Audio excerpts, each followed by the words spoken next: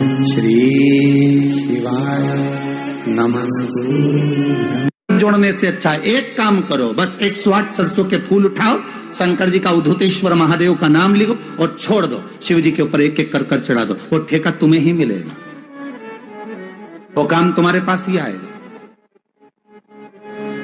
बस केवल अवधूतेश्वर अर्थात ये जो क्रम है, ये वो क्रम तो 108 सरसों के फूल का आप कभी भी कर सकते हो, पर जो ये बच्चों के लिए किया जाता है वो केवल बसंत पंचमी के दिन ही होता है। नटराज का, किसका पूजन? नटराज का। क्योंकि वीणा देवी को, सरस्वती को भी अगर कोई स्वर प्रदान करता है, माता सरस्वती को यदि कोई नृत्य प्रदान कर रहा है, माता सरस्वती को यदि कोई वीणा में स्वर प्रदान कर रहा है, माता वीणा वादनी को अगर कोई वीणा सिखा रहा है, माता सरस्वती को नित्यांगना सिखा रहे हैं, तो वो नटराज भगवान शिव सिखा रहे हैं। शंकर, दुनिया के लोग माता सरस्वती को पकड़ते हैं और सरस्वती शिव नटराज को पकड़ते हैं। पहला नाट्य सिखाने वाला ही शंकर सरस्वती को, इसलिए कहते हैं विद्याध्ययन करने वाले बच्चों को शिव का स्मरण करना चाहिए। शंकर का स्मरण करो, जब जब पढ़ने बैठो मन नहीं लगे। कई बच्चों की आदत रहती, किताब लेकर बैठ जाते हैं, लाइन पर इंगली भी रखेंगे, सब ध्यान करेंगे, पर याद भी तो होना चाहिए। याद कैसे हो? तो महाराज, जितनी बार विद्याध्ययन करने बैठे बच्चे, उतनी बार ओम सरस्वती का स्मरण करें। किसका स्मरण करना है? ओम सरस्वती। ओम का सल्लेखन लंबा लेवे, आखिरी में सरस्वती पर विराम कर दे। ओम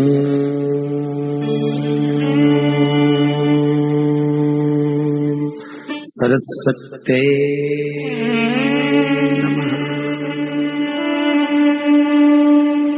ओम सरस्वती का स्मरण करिए।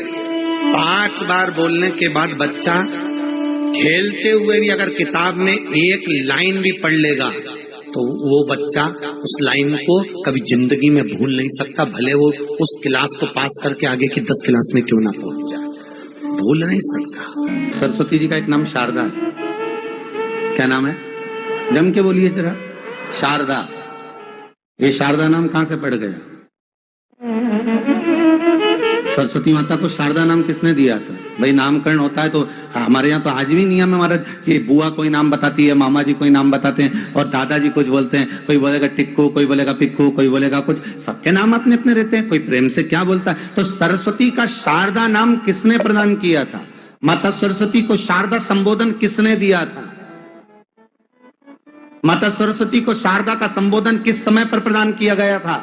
जिस समय पर शंकर और पार्वती भ्रमण पर निकल रहे थे और भगवान ब्रह्मदेव सरस्वती को ढूंढ रहे थे, और माता सरस्वती को ढूंढते हुए ब्रह्मा जब भगवान शंकर की साक्षी में पहुंचे हैं, तब भगवान शंकर से ब्रह्मदेव ने कहा, आप कहीं सरस्वती को देखें तो मुझे भेजिएगा, मेरे पास में भेजिएगा। शंकर भगवान ने उसी समय पार्वती से कहा, पार्वती,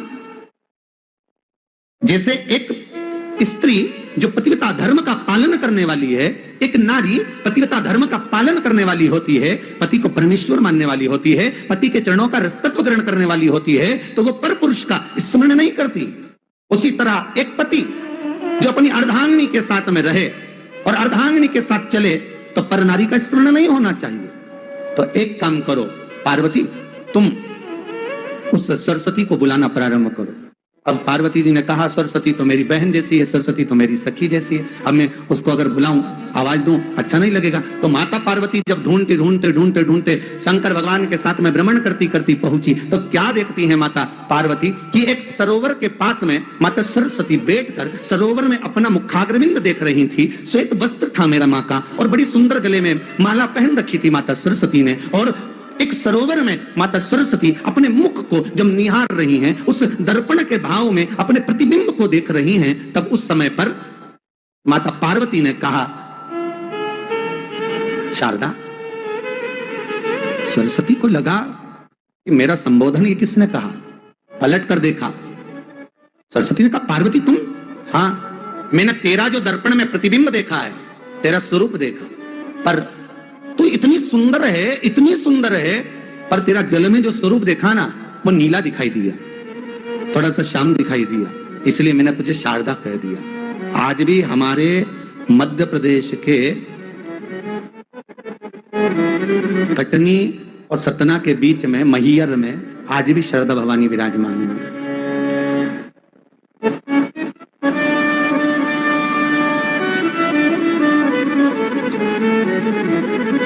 धार जिले में जाएंगे तो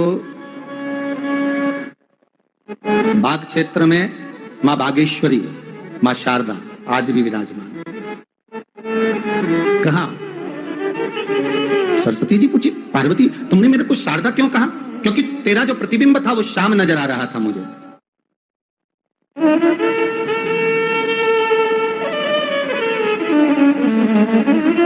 उस प्रतिबिंब को देखकर मैंने तुझे शारदा का संबोधन दिया।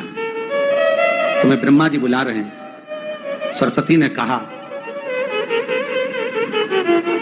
पार्वती मैया दीदी आपने मुझे जो नाम दिया है, जगत के लोग, संसार के लोग मुझे इस नाम से जब पुकारेंगे तो ये शारदा, ये सरस्वती स्वयं उसके कंठ पर, उसके मस्तिष्क पर सदा विराजमान रहेगी, ये शारदा बनकर। इसलिए हमारे स्कूलों में, हमारे काव्य ग्रंथों में, हमारे जो कविगण रात्रि को जो काव्य पाठ करते हैं, कविता का स्मरण करते हैं, वो सरस्वती की वंदना नहीं करते, हे शारदे मां, शारदा की वंदना करते हैं।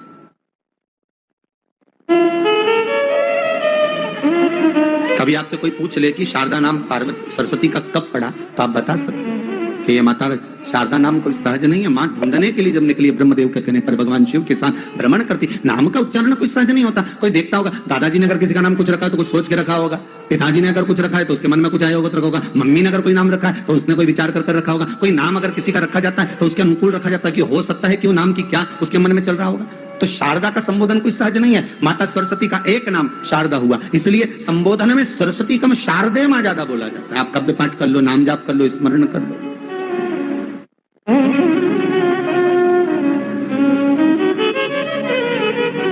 हम बच्चों से कहना चाहेंगे, छोटे छोटे बच्चों से, आप माता सरस्वती की आराधना करा करो। मेरे बच्चों से निवेदन है, कभी जिंदगी में अगर मौका मिल जाए और सरसों के फूल यदि आपके जीवन में आपको कहीं से प्राप्त हो जाए, सरसों के फूल जानते हो ना, पीला कलर का होता है सरसों का फूल, आप प्रयास करो सरसों का फूल। जिस दिन माता सरस्वती का, मेरी बागेश्वरी का जिस दिन प्रागट्य उत्सव हो बसंत पंचमी का, उस समय पर माता सरस्वती का स्मरण कर वो सरसों का फूल आप देव अधिदेव महादेव को चढ़ाइए। जैसे माता सरस्वती को ज्ञान दिया था वैसा मेरा महादेव आपको भी ज्ञान दे। वो सरसों का फूल आप देव अधिदेव महादेव को समर्पित करें। कई जगह पर आम के जो झूमर होते हैं वो, कई जगह पर सरसों का पुष्प। सरसों का फूल वैसे शिव महापुराण के अनुसार अगर अपन देखें तो बड़े रोग में भी कारगर होता है। जिसको कैंसर जैसा रोग हो जाता है या किडनी लीवर जिसका डैमेज हो जाता है, इसके लिए हमने पहले भी कथाओं में वर्णन किया है। बसंत पंचमी का दिन, महाराज सरस्वती का दिन, जिस दिन जो बच्चा पढ़ने में कमजोर होता है उसके हाथ से बसंत पंचमी के दिन सरसों के 31 फूल शंकर जी को चढ़ा दिए जाते हैं तो बच्चा पढ़ने में अव्वल निकल जाता है। उसके बच्चे को कभी नहीं कह सकते कि पढ़ने बैठ, वो खुद बैठेगा। केवल आज बसंत पंचमी का दिन, एक ही दिन चढ़ता है। और बाकी के सरसों के फूल आपको मालूम है कि रोग मुक्ति के लिए तो होते ही हैं। ये तो आपको पहले भी वर्णन किया महाराज कि जब कोई एकदम रोग आ जाए और डॉक्टर एकदम बोल दे कि ये रोग भारी आ गया है और इसकी जांचें जाएंगी और फिर ये कुछ भी हो सकता है, तो क्या करा जाता था कि 108 सरसों के फूल लाकर तुरंत शंकर भगवान को चढ़ाए जाते थे महाराज। तो चढ़ाने के बाद में रिपोर्ट अच्छी आती है। ऐसा नियम है। कहीं ठेका, कोई ठेकेदारी करते ना, जो ठेका भरते हैं कि भाई मेरा टेंडर आना चाहिए, मेरा ये काम होना चाहिए, मेरी मल्टी बनना चाहिए, या मेरा ये काम के लिए जानो, ये काम फतेह होना चाहिए, उसके सबके हाथ पैर जोड़ने से अच्छा एक काम करो, बस 108 सरसों के फूल उठाओ, शंकर जी का उद्धतेश्वर महादेव का नाम लिखो और छोड़ दो, शिव जी के ऊपर एक एक कर चढ़ा दो, वो ठेका तुम्हें ही मिलेगा, वो काम तुम्हारे पास ही आएगा। बस केवल अवधूतेश्वर मां, अर्थात ये जो क्रम है, ये वो क्रम तो 108 सरसों के फूल का आप कभी भी कर सकते हो, पर जो ये बच्चों के लिए किया जाता है वो केवल बसंत पंचमी के दिन ही होता है। शिवाय नमस्तुभ्यम। जो बच्चा पढ़ाई में कमजोर होता है, जिसको लिखना नहीं आता, बच्चे लोग याद तो कर लेते हैं पर कॉपी में लिख नहीं पाते, उसको एक ही बात कहो, शंकर जी के मंदिर में जाओ, चंदन घस के ले जाओ और चंदन को 3 उंगली से उस शिवलिंग पर उस बच्चे को ओम बनाना सिखाओ। शिवलिंग पर जो बच्चा ओम बनाना पूरा चालू कर देता है, उस बच्चे को माँ फिर हाथ पकड़ के नहीं पढ़ाती, वो बच्चा अपने आप लिखना चालू कर देता है, केवल शिवलिंग पर ओम लिख देने पर। सब बोलिए एक बार जमकर, श्री शिवाय नमस्तुभ्यम। प्रैक्टिकल जरूर करना, कहीं सीओर वाला महाराज झूठ तो नहीं बोल रहा, शास्त्रों की बातें हमारे